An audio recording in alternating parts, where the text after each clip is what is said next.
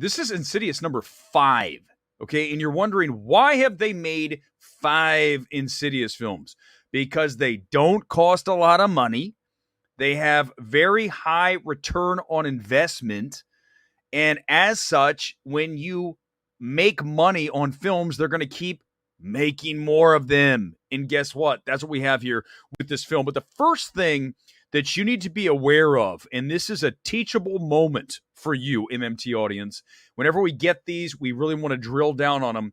When a studio does not do any media screenings for a film until the day it releases, which is exactly what Sony did with Insidious The Red Door. They didn't show it to anyone until this morning.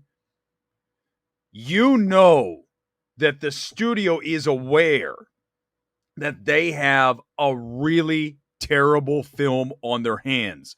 And after seeing Insidious The Red Door, I can tell you, Sony, you are exactly correct. What an unspeakably dull film. I have not been this bored in a film since Beau is Afraid. We're putting it in the same context as my worst film of 2023, and I argue one of the worst films ever. I am very distraught here tonight that I did not wait to announce my worst of 2023 list until after I had seen this film, because it would have been top 5, no question. I want to thank my audience tonight at the AMC 6 packed house, which speaks to why we have another one of these films. Young crowd too, but they were silent. Not even a peep from anybody, because it's not scary, right? It's not funny. It's not anything. Because this script is both those things, and then some kind of mix of like The Shining, and just at the end of the day, when you just say, what is this film? You would just say, boring, lifeless, unfrightening, pointless. Why did I sit through almost 2 hours of Patrick Wilson's debut as a director? Now, usually this is where we come in and like hammer the first time director and say it's his fault. It's actually not Patrick Wilson's fault. And let me tell you why, because the direction's fine. It's not like the direction is an issue. When you look here at the Insidious franchise and we pull it up, I can't believe we've had 5 of these. It's like, what? But you start with James Wan, then you go to Lee Wannell, and then you have Adam Robitel. I don't even know who that is. Do you guys know who that is? Let's click on it. I have no idea who that is. Escape Room, Tournament of Champions, which wasn't terrible.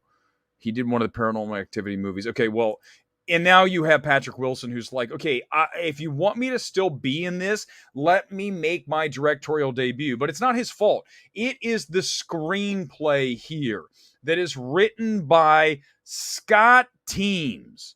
Okay, let's go ahead and savage Scott Teems for making us sit through this film. He helped write Halloween Kills. Shockingly, not Halloween Ends. And Firestarter. Oh my God. How is this dude still working in Hollywood? These are all terrible films. I mean, Firestarter's funny, terrible. This isn't even humorous. Nothing about Insidious, The Red Door. Listen to me, please. There's not a reason to sit through this film. I was your sacrificial victim tonight to sit through this. You do not need to. But between Halloween Kills, Firestarter, and now Insidious The Red Door, Scott Teems, you are in writer jail for whenever they finish up the strike. You're still away. You're not. Oh shit. Apparently he drafted the story for Exorcist, the new David Gordon Green take on that. Oh my God. Scott Teems, you have something on somebody. There's no other explanation for how you are still writing films. This film is so dull. It is the Scream 6 of the Halloween Ends of the Insidious franchise, and it gets a 15% on our Midnight Movie Talk score. That's really terrible. I believe that's our second worst grade of the year because Beau is Afraid got a 0, and this is just slightly above. And the only reason it's not closer to 0 is that it's only 150. It should be 130, not 3 hours. But this film is legit terrible.